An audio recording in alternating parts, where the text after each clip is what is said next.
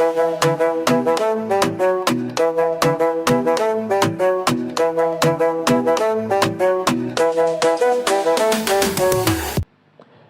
Tumbo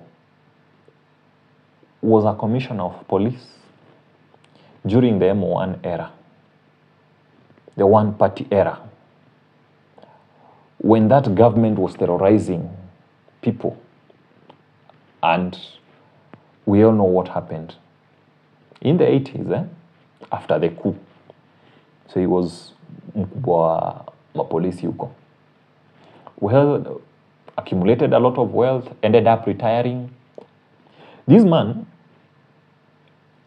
is believed to have been a reason behind so many killings that happened during the Moi era. You know, these kind of things that we are seeing, murders, detention without trial, police brutality. He was at the core of it. He was at the core of corruption. So people knew what kind of a man he was. He was actually feared in the village. Nobody would dare talk about Mr. Tumbo.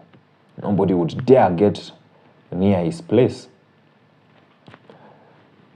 Fast forward is one of the most significant crimes that he did in his village. He killed his houseboy. One mzee, you know, those old mzees in the village who, katika maombi ya, call them the prayer of the faithful. During that point, during Mass where you have prayer of the faithful, even those who are not Catholics, na maybe when you are AIC, kuna ile wakati ya fulani ya kuja tuombe. Hizi kanisa tunakuwa na motaratara. There's a way, there's that point where there's a prayer of the faithful and someone specific will pray for this, another one will pray for something else. Pia watu wa ACK, I notice they have that. Well, most churches do.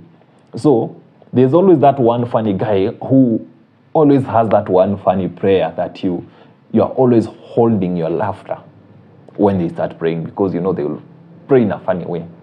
And it's because that's how they understand the world works. Maybe that's how they talk to God. And so this mzee was one mzee who liked to question God a lot, especially during these prayers.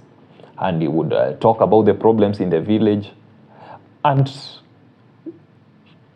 he would really have a really intimate conversation with God and even feel, okay, I don't question God like the way this mzee does.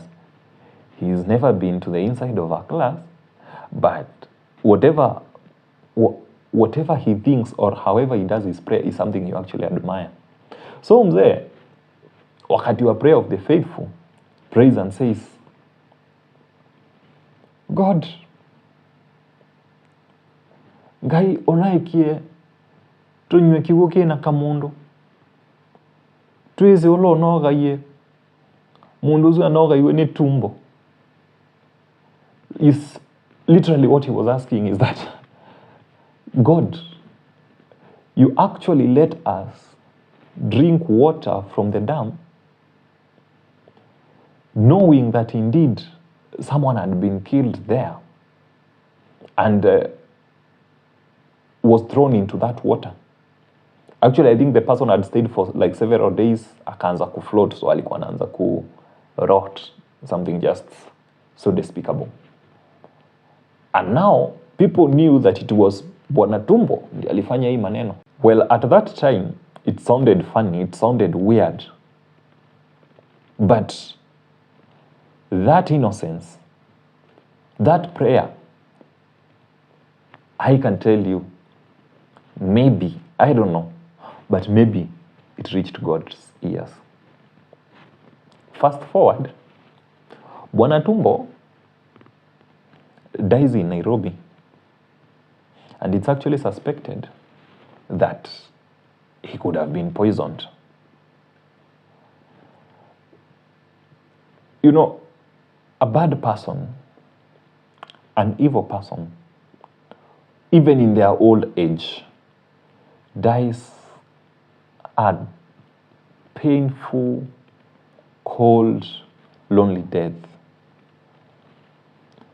And there were family wrangles in this family. And this person is actually said, ni kama aliuawa na mtoto wake. That's the allegation. that Bwana Tumbo, it's like he was killed by the family, by one of his children. And then he took over the property. So, this man dies, and after he dies, he actually stays in the morgue for around 5 years. Hajaizikwa. Kwa sababu familia yao inakosana. I know we always try to say ati, sijui familia yetu sisi tunakutananga tu wakati wa mazishi. Hawa hata wakati wa mazishi hawakuwa wanaelewana. Even during the time of death, it took 5 years. And a small part of the family to bury their old man under tight government security for this Bwana Tumbo to be buried.